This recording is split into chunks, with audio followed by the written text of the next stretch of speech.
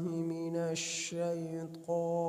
الرجيم. بسم الله الرحمن الرحيم. ومن يطع الله والرسول فأولئك مع الذين أنعم الله عليهم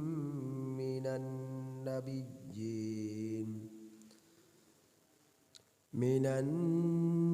النبيين والصديقين والشهداء والصالحين وحسن أولئك رفيقا. ذلك الفضل من الله وكفى بالله عليما. سورۃ النساء کی آیت نمبر 69 تا 70 آپ احباب کے سامنے تلاوت ہو. آیت نمبر 69 تا 70 آپ احباب کے سامنے تلاوت. ان آیات کریمہ کا ترجمہ یہ ہے: وَمَن يُطِعِ اللَّهَ، اور جو شخص اطاعت کرے گا اللہ کی، وَرَسُولَ، اور رسول صلی اللہ علیہ وسلم کی، فَأُولَئِكَ، سو یہی لوگ، فَأُولَئِكَ، سو یہ لوگ، مع الذین، ان لوگوں کے ساتھ ہوں گے، انعم اللہ علیہم،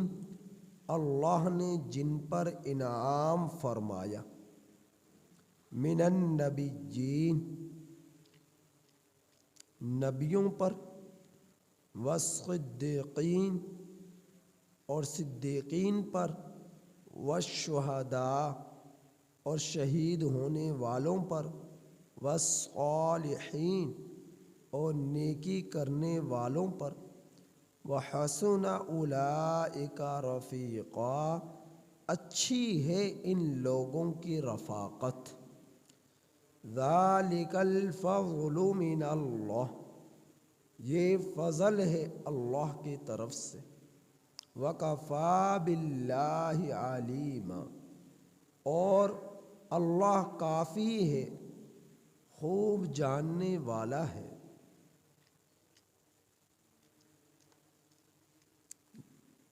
جو شخص اللہ اور رسول صلی اللہ علیہ وسلم کی مان کر زندگی گزارے گا، ایسے لوگوں کے لیے ایک بہت عظیم نوید اللہ جل جلالہ نے سنائی ہے، بشارت عطا فرمائی ہے کہ جو شخص اللہ کے رسول صلی اللہ علیہ وسلم کی پوری زندگی اطاعت کرے گا، کل قیامت کے دن اللہ ایسے لوگوں کو یہ انعام فرمائے گا کہ ان لوگوں کو نبیوں، صدیقین اور شہداء صالحین کا پڑوس عطا فرمائے گا، ساتھ عطا فرمائے گا.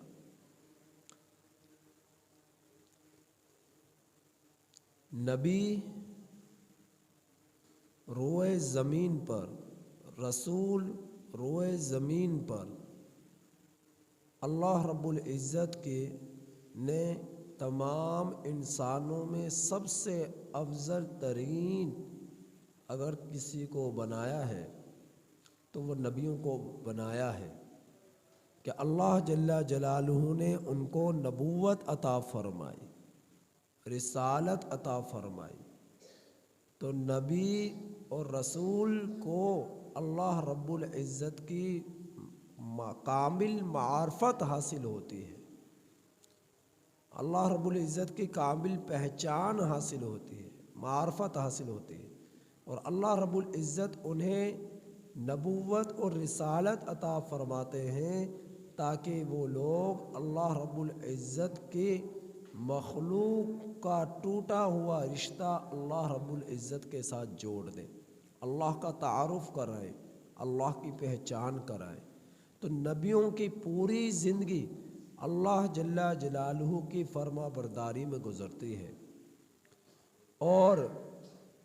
زندگی میں کبھی وہ پل بھر بھی اللہ رب العزت کی نافرمانی نہیں کرتے۔ اللہ نے نبیوں کو معصوم بنایا ہے، اللہ نے نبیوں کو معصوم بنایا ہے، وہ فرما برداری کے ساتھ زندگی بسر کرتے ہیں، اور کبھی ان سے کوئی خطا، کوئی غلطی، کوئی گناہ نہیں ہوتا۔ تو اللہ رب العزت کی معرفت ان کو کامل طور پر حاصل ہوتی ہے، نبیوں کو۔ تو نبی جو ہے روئے زمین پر تمام مخلوقات میں سب سے افضل مقام اگر کسی کو ملا ہے تو نبی اور رسول کو ملا ہے، رسولوں کو ملا ہے۔ تو اللہ کے رسول صلی اللہ علیہ وسلم کو تمام رسولوں میں سب سے زیادہ مقام ملا، سب سے زیادہ آپ صلی اللہ علیہ وسلم کو مقام ملا، عظمت ملی، فضیلت ملی۔ تو اللہ کے رسول صلی اللہ علیہ وسلم کا مقام تمام نبیوں سے اعلیٰ، اور تمام نبیوں کا مقام تمام قوموں اور امتیوں سے اعلیٰ۔ تو اللہ کے رسول صلی اللہ علیہ وسلم تمام نبیوں سے اعلیٰ ہیں، افضل ہیں۔ تو اللہ کے رسول صلی اللہ علیہ وسلم کی اطاعت کرنا اور اللہ کی اطاعت کرنا، تو اللہ رب العزت ایسے لوگوں کو نبیوں کا پڑوس عطا فرمائیں گے، نبیوں کا ساتھ عطا فرمائیں گے۔ ساتھ کا کیا مطلب؟ اللہ رب العزت کے پیغمبر محمد صلی اللہ علیہ وسلم نے فرمایا کہ جنت میں ایک محل ہوگا، جنت میں ایک محل ہوگا، کوٹھی ہوگی، اور فرمایا کہ وہ کوٹھی ایسی ہے کہ اس جیسی کوٹھی کسی کو نہ ملے گی، اور پھر خود ہی فرمایا کہ وہ کوٹھی میرے لیے ہوگی، وہ محل میرے لیے ہوگا۔ تو اس محل جیسا اللہ رب العزت کسی اور کو محل نہیں عطا فرمائیں گے، اور پھر لوگوں کو وہاں پر عام آنے جانے کی اجازت ہوگی۔ جو نیکی پر زندگی گزار کر آئے، تقوی پر زندگی گزار کر آئے، اللہ کے رسول صلی اللہ علیہ وسلم کی اطاعت کر آئے، تو ایسے لوگوں کے لیے اس کوٹھی میں نبی کریم صلی اللہ علیہ وسلم سے ملاقات کی، آنے جانے کی عام اجازت ہوگی۔ اب اس کا مطلب نبیوں کے ساتھ ہونے کا مطلب یہ نہیں ہے کہ اللہ رب العزت انہیں نبوت عطا فرما دیں گے، رسالت عطا فرما دیں گے، جو اللہ کے رسول صلی اللہ علیہ وسلم کی اطاعت کریں گے۔ ساتھ ہونے کا مطلب یہ ہے کہ ایسے لوگوں کو کل قیامت کے دن جنت میں اللہ کا رسول صلی اللہ علیہ وسلم کے پاس آنے جانے کی عام اجازت ہوگی۔ اب اذان کے بعد دعا پڑھتے ہیں، اللہم رب هذه الدعوة التامة والصلاة القائمة آت محمدا الوسیلہ۔ اس دعا میں آپ پڑھتے ہیں آت محمدا الوسیلہ الی آخرہ۔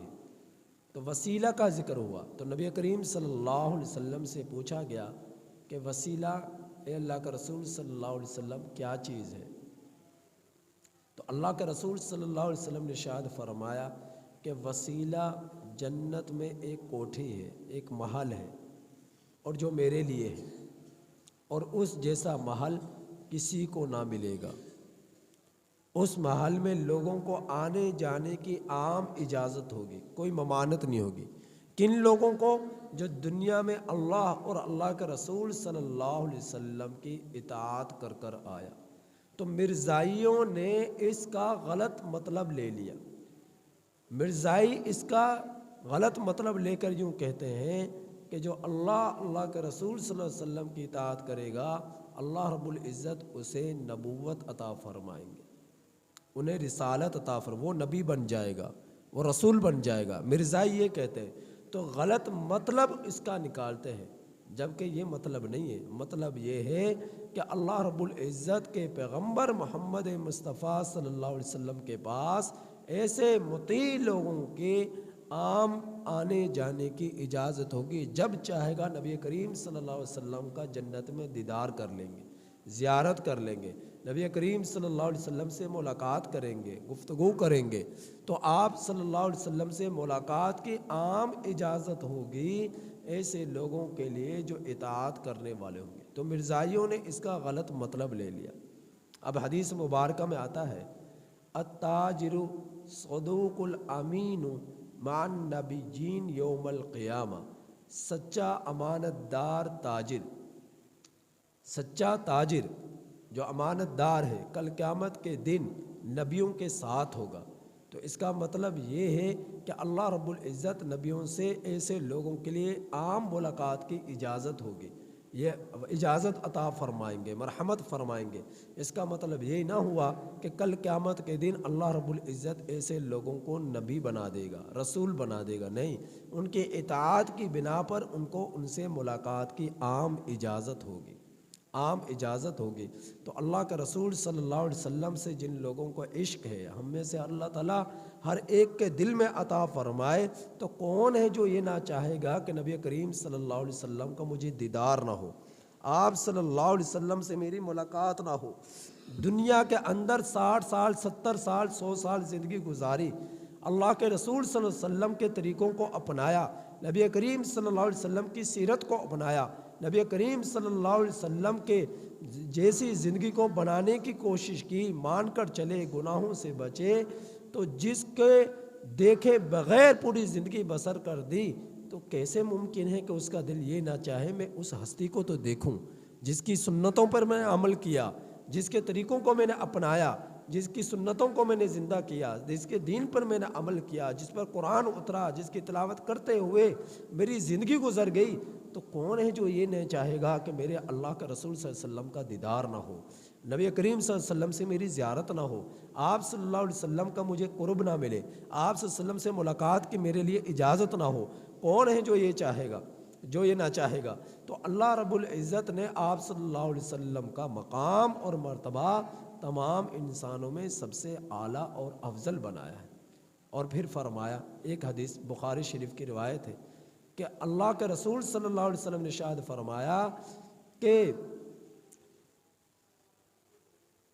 فرمایا کہ میرا ایک صحابی ایک مد یا نصف مد کو خرچ کر ڈالے، کیا؟ چاول، جو، گندم، کسی بھی قسم سے ایک مد یا نصف مد خرچ کر ڈالے۔ ایک مد کتنا ہوتا ہے؟ 15 ماشے کا، 15 چھٹانک کا ایک مد ہوتا ہے، 15 چھٹانک کا ایک مد ہوتا ہے، اور ایک نصف مد کے بھی الفاظ آئے ہیں حدیث مبارکہ میں، اور نصف مد کا مقدار کیا ہے؟ 7.5 چھٹانک کی۔ تو فرمایا کہ جو میری امت میں سے میرے صحابی ایک مد خرچ کر ڈالے یا نصف مد خرچ کر ڈالے، اور میرا امتی یعنی صحابہ کے بعد جو بھی آئے، صحابہ اکرام رضی اللہ تعالیٰ عنہم اجمعین کے بعد جو بھی لوگ آئے، وہ احد پہاڑ کے برابر سونا خرچ کر ڈالے، تو میرے صحابی کا خرچ کیے ہوئے ایک مد کے برابر یا نصف مد کے برابر ان کا خرچ کیا ہوا نہیں پہنچ سکتا۔ تو صحابی کا ایک مد احد پہاڑ کے برابر سونا خرچ کرنے والے عام امتی پر بھاری ہے، عام امتی پر بھاری ہے۔ تو یہ صحابہ کرام کی عظمت، اور نبی کریم صلی اللہ علیہ وسلم کی عظمت کیا ہے کہ آپ صلی اللہ علیہ وسلم کی ایک نماز اور پوری امت کی زندگی بھر کی نمازیں ایک پلڑے میں رکھ دی جائیں، اور آپ صلی اللہ علیہ وسلم کی ایک نماز ایک پلڑے میں رکھ دی جائے، تو آپ صلی اللہ علیہ وسلم کی ایک نماز امت کی زندگی بھر کی نمازوں پر بھاری ہے۔ اور آپ صلی اللہ علیہ وسلم کے ایک روزہ اور پوری امت قیامت تک آنے والا آخری انسان تک کے روزے دوسرے پلڑے میں رکھ دیے جاویں، تو آپ صلی اللہ علیہ وسلم کے ایک روزہ امت کے تمام روزوں پر بھاری ہے، ایک روزہ۔ وجہ کیا ہے کہ آپ صلی اللہ علیہ وسلم کا جو اخلاص ہے، نبی کریم صلی اللہ علیہ وسلم کی عبادات میں جو تقویٰ ہے، اللہ رب العزت کی طرف رجحان ہے، خشیت الہی ہے، اخلاص ہے، امت اس کا مقابلہ نہیں کر سکتی، امت اس کے برابر بھی نہیں ہو سکتی۔ تو آپ صلی اللہ علیہ وسلم کے اخلاص، آپ صلی اللہ علیہ وسلم کے تقوی اور نیکی اور اللہ رب العزت کے محبت اس قدر ہے کہ جو عبادت کرتے ہیں ایسی اس میں خلوص بھرا ہوا ہے، ایسا کہ امت کے تمام امتی، چاہے وہ شہداء ہوں، چاہے صدیقین ہوں، چاہے صالحین ہوں، وہ سب کے سب ان کی زندگی بھر کی نیکیاں روزے ایک پلے میں ہوں، اور آپ صلی اللہ علیہ وسلم کا روزہ ایک پلے میں ہو، تو ایک پلہ وہ وزن کے اعتبار سے امت کے ترازو کے مقابلے میں بھاری ہوگا، وزنی ہوگا۔ تو یہ ہے آپ صلی اللہ علیہ وسلم کی عظمت اور فضیلت امت کے مقابلے۔ اور صحابی کی عظمت اور فضیلت کیا ہے کہ صحابی کا ایک مد خرچ کیا ہوا، یا ایک روایت میں نصف مد خرچ کیا ہوا، اور امت کے زندگی امت کا احد پہاڑ کے برابر سونا خرچ کیا ہوا، اس ایک مد کا مقابلہ نہیں کر سکتا، اس نصف مد کا مقابلہ نہیں کر سکتا۔ تو آپ اندازہ کریں احد پہاڑ کتنا بڑا ہے، احد پہاڑ کتنا بڑا ہے، اور پھر سونے کے بارے میں فرمایا سونا خرچ کرے احد پہاڑ کے برابر ہے۔ اور امتی کے بارے میں کیا فرمایا کہ میرا امتی ایک مد یا نصف مد گندم، جو چاول وغیرہ میں سے کوئی ایک چیز، کوئی بھی چیز غلہ اناج میں سے، اب سونے کے مقابلے میں ان گلوں کی کیا حیثیت ہے، چاول کی کیا حیثیت ہے سونے کے مقابلے، قیمت کے دیکھا جائے قیمت کے لحاظ سے تو جو اس کا مقابلہ نہیں کر سکتی، گندم اس کا مقابلہ نہیں کر سکتی۔ تو ایک مد یا نصف مد گندم جو وغیرہ میں سے، چاول وغیرہ میں سے خرچ کرے امتی، اور آپ صلی اللہ علیہ وسلم کا صحابی جو ہے ایک مد نصف مد خرچ کرے، اور امتی احد پہاڑ کے برابر سونا خرچ کرے، تو صحابی کا ایک مد جو خرچ کیے ہوئے کا مقابلہ نہیں کر سکتا، صحابی کا نصف مد جو خرچ کیے ہوئے کا مقابلہ نہیں کر سکتا۔ تو یہ ہے صحابہ اکرام کا مقام، یہ صحابہ اکرام رضی اللہ تعالیٰ عنہم اجمعین کا مقام۔ تو جو لوگ امت کے اندر، جو لوگ تفرقہ ڈالتے ہیں، انتشار پھیلاتے ہیں، نفرت ڈالتے ہیں، اور فرقہ واریت میں پڑھتے ہیں اور تفریق ڈالتے ہیں اللہ کے رسول صلی اللہ علیہ وسلم کے صحابہ رضی اللہ تعالیٰ عنہم اجمعین کے درمیان، تو یہ لوگ دین کو بگاڑنے کی کوشش کرتے ہیں، یہ لوگ جو ہے مسلمانوں میں انتشار پیدا کرتے ہیں، مذہب کو بگاڑنے کی کوشش کرتے ہیں، دین کو بگاڑنے کی کوشش کرتے ہیں۔ کون امتی ہے، کون سنی ایسا ہے جو یہ نہ چاہتا، جس کے دل کے اندر آپ صلی اللہ علیہ وسلم کے اہل بیت سے محبت نہ ہو، جن کو حضرت علی رضی اللہ تعالیٰ عنہ سے محبت نہ ہو، جن کے دلوں میں حضرت حسنین کریمین رضی اللہ تعالیٰ عنہم اجمعین نواسۂ رسول صلی اللہ علیہ وسلم سے محبت نہ ہو، آپ صلی اللہ علیہ وسلم کی بیٹی فاطمہ الزہرا رضی اللہ تعالیٰ عنہ کی محبت دلوں میں نہ ہو، اور حضرت علی المرتضیٰ رضی اللہ تعالیٰ عنہ کی محبت جس کے دل میں نہ ہو، کون ہے جن کے دلوں میں ان کا مقام اور مرتبہ نہ ہو؟ اور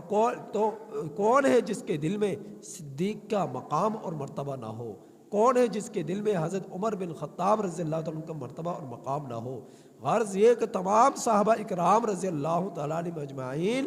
کی محبت امت کے دلوں میں ہے۔ اب تمام صحابہ کو اللہ رب العزت کے پیغمبر کے امتی اپنے دلوں میں، ہر سنی اپنے دل کے اندر اس کی محبت رکھتا ہے، اس کی جو ہے رفاقت رکھتا ہے، محبت رکھتا ہے، ان کی عظمت کو پہچانتا ہے، اور ان کی جو ہے عزت کرتا ہے، محبت رکھتا ہے، اور ان کا جو ہے ساتھ ہونے پر فخر محسوس کرتا ہے کہ ان کا دیدار ہو جائے، ان کی زیارت ہو جائے خواب میں ہی، تو فخر محسوس کرتے ہیں۔ تو تمام صحابہ کرام سے محبت، تمام اہل بیت سے محبت۔ کون ہے ایسا سنی کہ جس کے دل میں یہ چیز نہ ہو؟ کون ہے ایسا مسلمان جس کے دل میں یہ نہ ہو؟ اب اگر کوئی ان میں تفریق ڈالے اور گالیاں دے حضرت عمر بن خطاب رضی اللہ عنہ کو، اور گالیاں دے حضرت جو ہے ابو بکر صدیق رضی اللہ عنہ کو، اور گالیاں دے حضرت عثمان ذو النورین رضی اللہ عنہ کو، گالیاں دے جو ہے حضرت معاویہ رضی اللہ عنہ کو، گالیاں دے حضرت زین العابدین رضی اللہ عنہ کو، علم تفرقہ ڈالے، علم تفریق ڈالے اور محبت میں انتشار پیدا کرے، تو یہ امت میں بگاڑ پیدا کرنا ہے، یہ امت میں انتشار پیدا کرنا ہے، اور یہ بغض صحابہ رکھنا ہے دلوں کے اندر، تو بغض صحابہ رکھنا انسان کو جہنم کے اندر دھکیل دیتا ہے، کفر کے اندر مبتلا کر دیتا ہے، کہ صحابہ اکرام یہ ایمان کا مدار ہے، اہل بیت ایمان کا مدار ہے۔ اگر اہل بیت اور تمام صحابہ اکرام کے عظمت کو دلوں میں نہ رکھا جائے تو گویا اس کے ایمان میں کھوٹ ہے، اس کے ایمان میں کمی ہے، اس کے ایمان میں کمزوری ہے۔ تو تمام صحابہ اکرام کی عظمت دلوں میں ہونا ضروری ہے۔ اگر کوئی تمام صحابہ اکرام اور اہل بیت کی عظمت اپنے دلوں میں نہ رکھے تو سمجھ لو اس کے ایمان میں کھوٹ ہے، اس کے ایمان میں کمی ہے۔ تو اللہ رب العزت فرمائے کہ جو شخص میرے نبی کی اطاعت کرے گا، جو شخص میری اطاعت کرے گا، تو اللہ رب العزت ایسے لوگوں کا ساتھ عطا فرمائیں گے، نبیوں کے ساتھ، صدیقین کے ساتھ، شہداء کے ساتھ اور نیک لوگوں کے ساتھ۔ اور فرمایا وَحَسُنَ أُولَئِكَ رَفِيقًا، اور ان لوگوں سے اچھی کس کی رفاقت ہو سکتی ہے، ان لوگوں سے اچھی بہتر کس کی رفاقت حاصل ہو سکتی ہے؟ تو جس کو نبی کریم صلی اللہ علیہ وسلم کا پڑوس مل جائے، صحابہ اکرام کا پڑوس مل جائے، صدیقین شہداء نیک لوگوں کا پڑوس مل جائے، اور ان کی جنت میں آنے جانے کی عام اجازت مل جائے، اور جنت میں ان کی زیارت بار بار کرنے کا موقع مل جائے، تو کون ہے ایسا بد نصیب جس کی یہ چاہت نہ ہو؟ تو ان لوگوں کے رفاقت کا ملنا، ان لوگوں کا جنت میں قرب کا ملنا، ان لوگوں کا جنت میں دیدار کا ملنا، آمد و رفت کا عام ہونا، ملاقاتیں عام ہونا، اس سے بہتر چیز اور کیا ہو سکتی ہے؟ اس سے افضل چیز اور کیا ہو سکتی ہے؟ پھر آگے اللہ تعالیٰ نے فرمایا ذَلِكَ الْفَضْلُ مِنَ اللَّهِ، یہ اللہ کی طرف سے فضل ہے، یہ اللہ کی طرف سے بہت بڑا فضل ہے۔ جس کو مل گیا،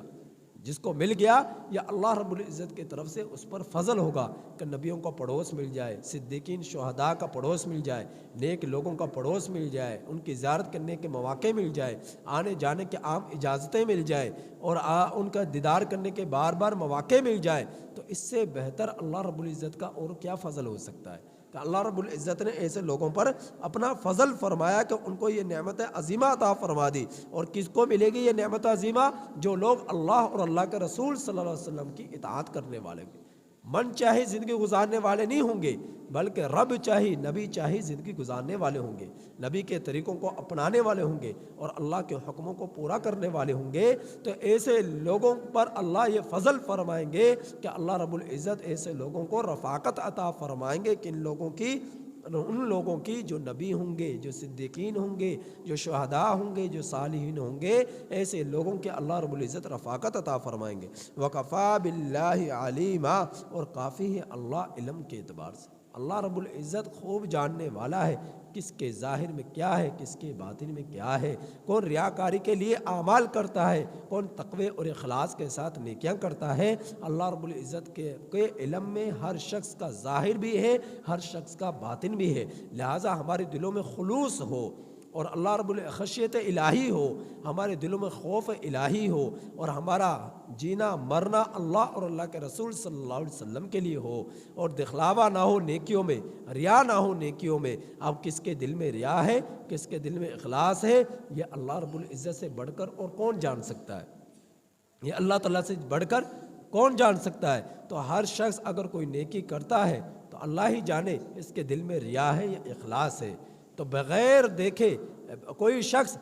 باطن کو نہیں جان سکتا، باطن کو صرف اللہ کی ذات جان سکتی ہے کہ اس کے باطن میں کیا ہے۔ ہاں، نقل و حرکت سے بسا اوقات پتہ چل جاتا ہے دکھلاوا ہے، لیکن دکھلاوے کا فیصلہ بھی اللہ کرے گا۔ ہاں، قرآن و حدیث میں یہ ضرور آیا ہے کہ بھائی اللہ کو چھوڑ کر غیر اللہ کے لیے عبادت نہ کرو، اوروں کو خوش کرنے کے لیے عبادت نہ کرو، واہ واہ کرانے کے لیے عبادت نہ کرو۔ تو محض کوئی شخص دیکھا دیکھی کسی پر یہ تانا کس دے کہ یہ دکھلاوے کے لیے عبادت کر رہا ہے، یہ نشانہ بنا کر یہ کہہ دے کہ ریاکاری کے لیے عبادت کر رہا ہے، تو یہ اس کا ایک محض دعویٰ ہے، وہ اس پر بہتان گھڑ رہا ہے،